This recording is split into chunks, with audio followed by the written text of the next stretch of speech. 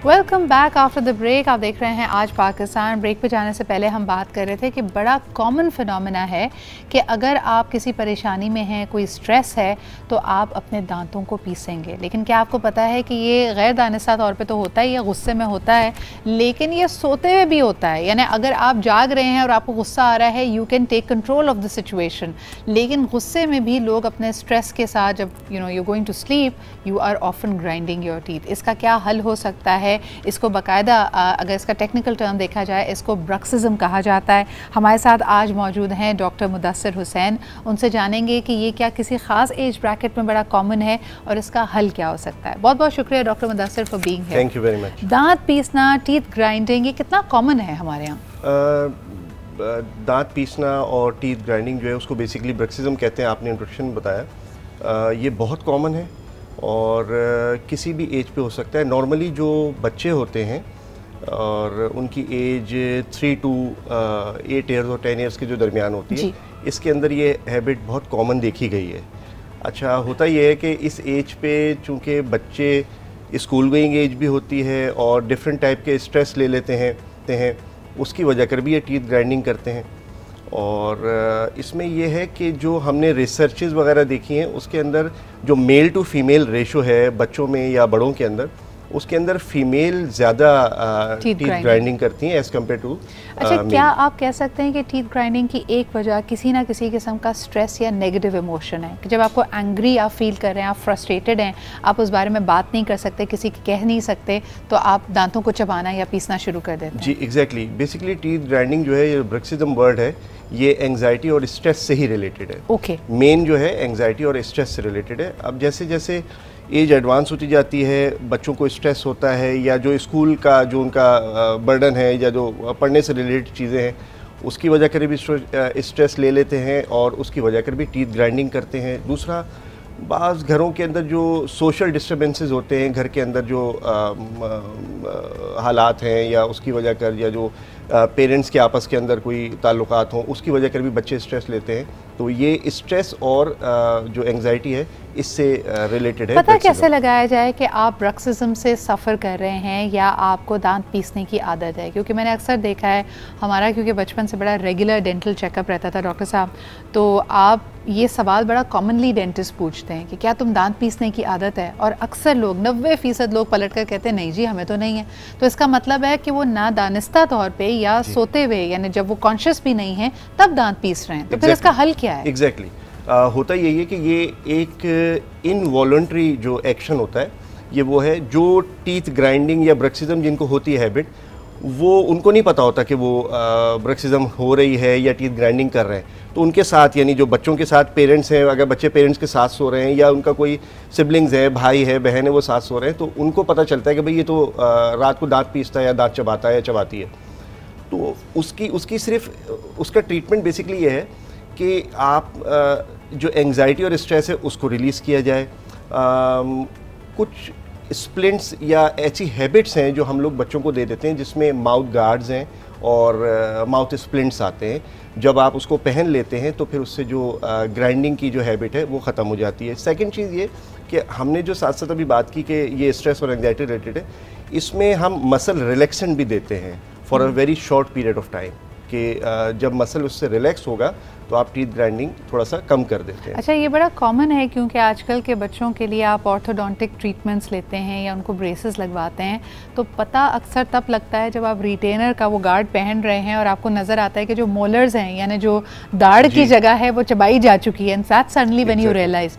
इसके अलावा ज़रूरी नहीं है कि आप सिर्फ दांत पीस रहे हों। छोटे बच्चों में अगर आप देखें, जो स्कूल गोइंग बच्चे हैं, वो अक्सर पेंसिल का जो पिछला हिस्सा है उसको भी चबा लेते हैं। वो एक अजीब सी सेटिस्फैक्शन उससे जो मिल रही है, this is again pointing to the same thing. या सख्त चीज़ें खाने की जब आपको आदत पड़ जाती है और आपको मज़ा आता है कि जी आप अगर अमरूद भी लेने जा रहे हैं तो बच्चा कहता है कि जी मुझे सख्त वाला अमरूद चाहिए या सख्त सेब चाहिए, this is all pointing to something deeper. लेकिन डॉक्टर साहब, एक बड़ा फिर कॉमन सेंसिकल सवाल जो जहन में आता है कि अगर ब्रक्सिज्म को या दांत पीसने की इस आदत को अनअटेंडेड छोड़ दिया जाए, इसके लिए किसी डेंटिस्ट को या डॉक्टर को कंसल्ट ना करें, तो उसके नुकसानात क्या हैं? अच्छा जी, ब्रक्सिज्म से नुकसानात ये हैं कि जब बच्चा दांत को पीस रहा है यानी चबा रहा है, एक तो उससे सेंसिटिविटी हो सकती है, दांत घिसने की इतनी स्ट्रॉन्ग हैबिट हो जाती है कि दांत की जो लेंथ होती है, जो हाइट होती है, वो कम हो जाती है। एक तो सेंसिटिविटी होती है। अच्छा, अगर उससे भी बात ना बने और वो फर्दर ग्राइंड किया जा रहा है तो दांत फ्रैक्चर हो जाते हैं, टूट भी सकते हैं, उनके जो क्रस्ट होते हैं चिप ऑफ हो जाते हैं दांत। अब जब फ्रैक्चर हो जाएगा तो सीवियर पेन होगा, फिर आपको डेंटिस्ट को कंसल्ट करना पड़ेगा, फिर उसमें जाकर उसका रूट कैनाल ट्रीटमेंट किया जा सकता है। टीथ ग्राइंडिंग ऐसी है कि जब ओल्ड एज में अगर कोई कर रहा है जिसमें हाइट वैसे ही कम हो जाती है जी एग्जैक्टली, उसमें बुरी हो जाती है। और टीथ ग्राइंडिंग बेसिकली अगर किसी के दांत मिसअलाइन है, जिसको हम कहते हैं कि एक दूसरे के साथ इक्वल नहीं है, क्राउडेड है, ठीक है, आड़े टेढ़े हैं, उसकी वजह कर भी टीथ ग्राइंडिंग होती है। तो ये सारी चीज़ें हैं इसके अंदर। और अच्छा, एक और चीज़ इसके अंदर ऐड करूं कि स्ट्रेस और एंग्जाइटी तो हमने जैसे बता दिया कि अगर ये रिलीव हो जाए तो आप इसमें कमी आ जाती है। साथ में आपको मसल रिलैक्सेंट भी बता दिए। ये जो बोटॉक्स है जो ट्रीटमेंट आ रहा है वो भी बेसिकली मसल जब रिलैक्स हो जाएंगे तो फिर आपकी टीथ ग्राइंडिंग, ये भी एक प्रूवन चीज़ है कि आप बोटॉक्स भी इसका ट्रीटमेंट के तौर पर amongst other things Botox is also there as a muscle relaxant. लेकिन जिस तरह आपने कहा कि ख़वातीन निस्बतन टीथ ग्राइंडिंग ज़्यादा करती हैं, एंगर, फ्रस्ट्रेशन, स्ट्रेस की निशानी होता है। अगर आपने इसको अनअटेंडेड छोड़ दिया तो आपकी ज़ाहिरी खूबसूरती तो इससे ख़त्म होती ही है, बुरी आदत भी है। Having that much of stress in your body is anyways not good. लेकिन जो इसका फंक्शनल डिसएडवांटेज है वो ये भी हो सकता है कि आपके दांत टूट सकते हैं, डैमेज हो सकते हैं, ओवरऑल आपके लिए काफ़ी पेनफुल सिचुएशन हो सकती है। डॉक्टर साहब, जब इसका इलाज कराते हैं, यानी अगर एक बच्चे को या एक एडल्ट को इसकी आदत है, आपने जैसे कहा कि मसल रिलैक्सेंट, बोटॉक्स या फिर आपने गार्ड दिया या स्प्लिंटर दिया, तो इससे कितने अरसे में ये आदत छूट जाती है? कितने अरसे में छूट जाती है? जी देखिए, हमने माउथ गार्ड या स्प्लिंट दे दिया। नॉर्मली होता ये है कि जैसे जैसे एज एडवांस होती है, 8 से 10 साल या 12 साल की एज तक ये आदत नॉर्मली ख़त्म हो जाती है, ठीक है।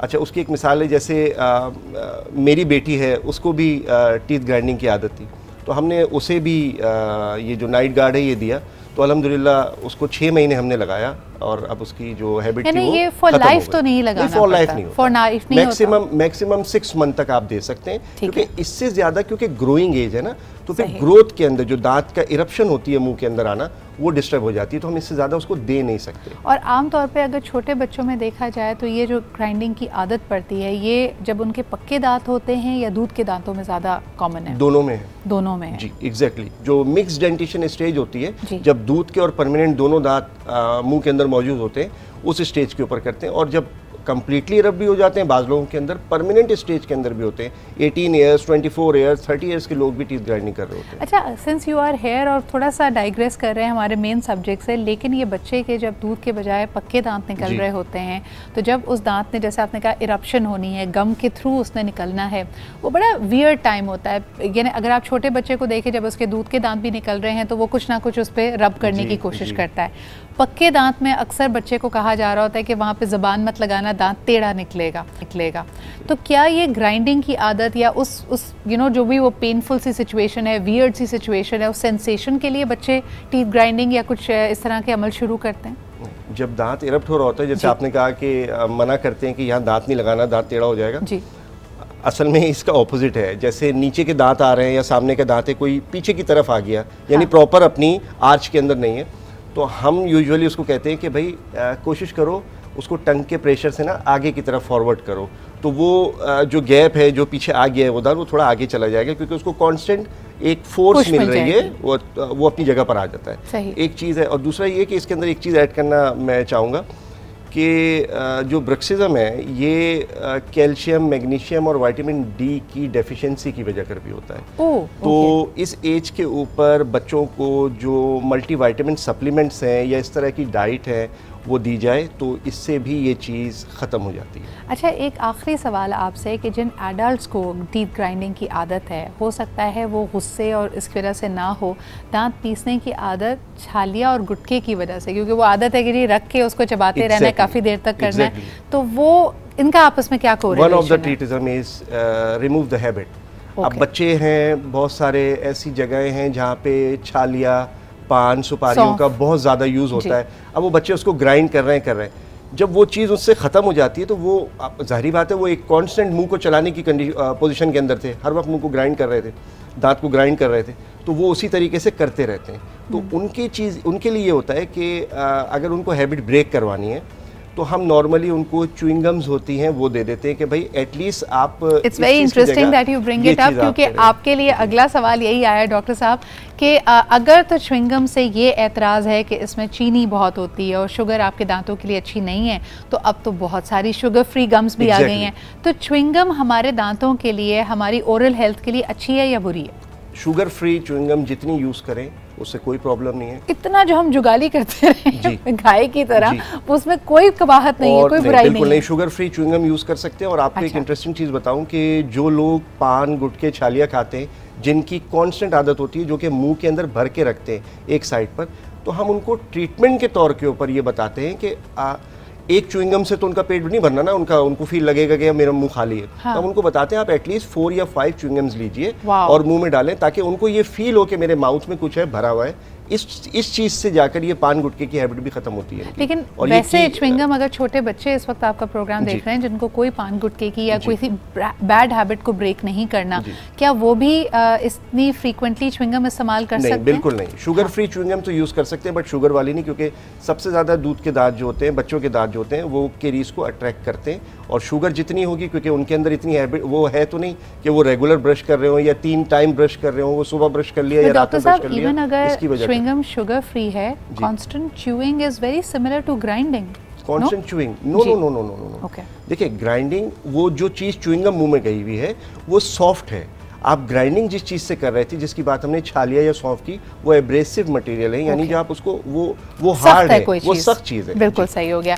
तो यानी च्युइंग गम नुकसानदेह नहीं है, उसमें जो एडिशनल शुगर है वो आपके लिए नुकसानदेह हो सकती है। छोटे बच्चों को वैसे भी हर चीज़ एतदाल में दें तो बेहतर है, लेकिन प्लीज़ अपने बच्चों पर तवज्जो दें। I would once again doctor साहब की यहाँ मौजूदगी का फ़ायदा उठाते हुए कि कम अज़ कम ये नहीं कि अगर आपके दांत में कीड़ा लग गया है या उसमें दर्द हो रहा है तभी आप डेंटिस्ट को दिखाएं। प्लीज़ साल में एक दफ़ा अपना डेंटल ओरल चेकअप कराना बहुत अहम है, ख़ास तौर पे उन बच्चों के लिए जिनके दूध के दांत टूटे नहीं और पीछे से पक्के दांत आ गए हैं, या फिर बच्चे को नोटिस कीजिए अगर उसको खुदा ना खासा ग्राइंडिंग की या किसी तरह की आदत पड़ गई है। बहुत शुक्रिया doctor Mudassir for being here, it was amazing because we learn so much from you. इसी के साथ जी अभी लेते एक छोटा सा break, will be right back.